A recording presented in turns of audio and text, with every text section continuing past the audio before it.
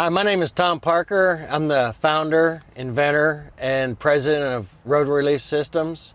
I wanted to take this time. We've been getting a lot of responses back on the internet page from a lot of the people, and what I wanted to talk to you about is how it works. And first and foremost, a lot of you people have responded that you don't want to use this thing while driving down the road, and we recommend that you don't.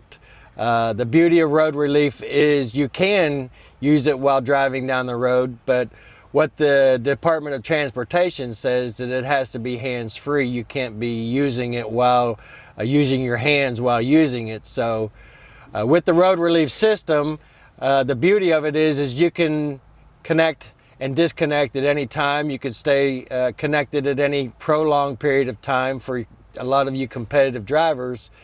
But a lot of people also said that it would be nice on a nice cold winter night inside your cab where you don't have to leave your cab to go into the truck stop to relieve yourself. So Road Relief was designed so that you could keep it close to you. What we're trying to do is we're trying to personalize the urinal, just like they did with the cell phone. So that way you don't carry it everywhere you go, but everywhere you go, generally your vehicle or a place like your vehicle is close by. And so we've been talking to a lot of people. There's so many different scenarios, stories that we've gotten. So I'd like to go through with you just some basic stuff that we would like to share with you as to how this thing works. I want to explain to you about the bracket and the valve. The bracket and the valve are probably the two most important parts of the system, because that's what you're going to be using the most. You have the red and the green, which green is go, red is stop. It's open and close. And then whenever it's on the bracket here, you're going to take a 1-ounce sanitizing solution packet and you're going to push it down with it in the open position. And as you push it down, some fluid's going to come through and you're going to simply squeeze it. And then you're going to dispose of your packet, and then you put it back in the closed position, because while you're driving, we want it to stay in the closed position at all times. As you can see, the fluid will go down into a container and then goes into a tank. The tank, we are finishing up developing the rest of the tank. The tank has a float valve inside, and it also too has a vent with a one-way valve on it, so that way in the event of a rollover or an accident, the container and the whole system is not end up being a projectile that would end up hitting you or harming you while in the vehicle. That's very important. We don't have anything flying around inside the vehicle. Now the container is where all the byproduct is going to be stored in the container. With the container, we build a bracket, and with this bracket you can either mount it to the floor. So what we're saying or recommending is that you can either put this container behind the seat of your car or your truck, wherever you decide to put it, on the floorboard, and it's secured to the floor. But if you choose to put it out of the way, which is out of sight, out of mind, what we recommend is that you put the container underneath the sleeper, so that way your emergency door on the outside where your fire extinguisher is, you can, when you go to empty your product, you can open that door, disconnect the hose, and then you can dispose of the byproduct in a more sanitary way, instead of, as you know on the website, chunking a bottle out on the side of the road.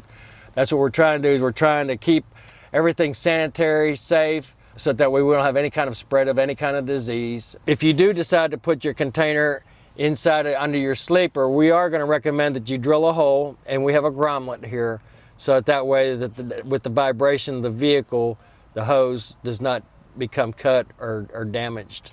It is a sealed system, again, in the event of a rollover, and then you just hold it on the bracket to keep it clean.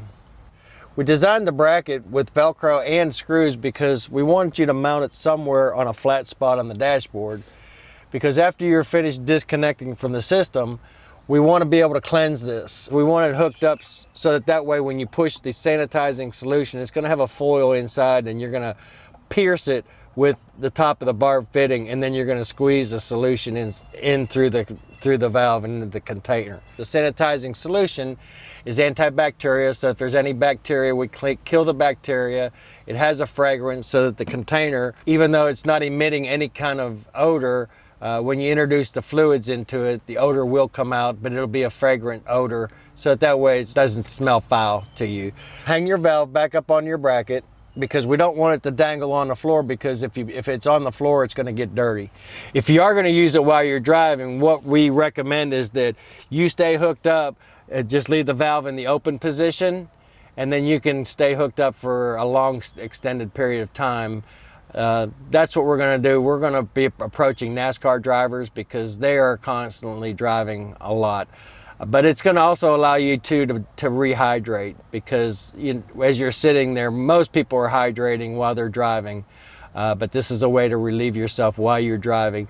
I recommend that you pull off to the side, like when you're not in urban areas, you're in rural areas, just pull off the exit.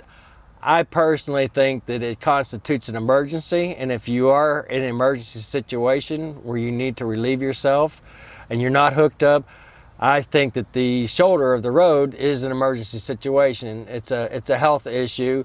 The DOT is reporting that they definitely recommend that you pull over to relieve yourself from time to time.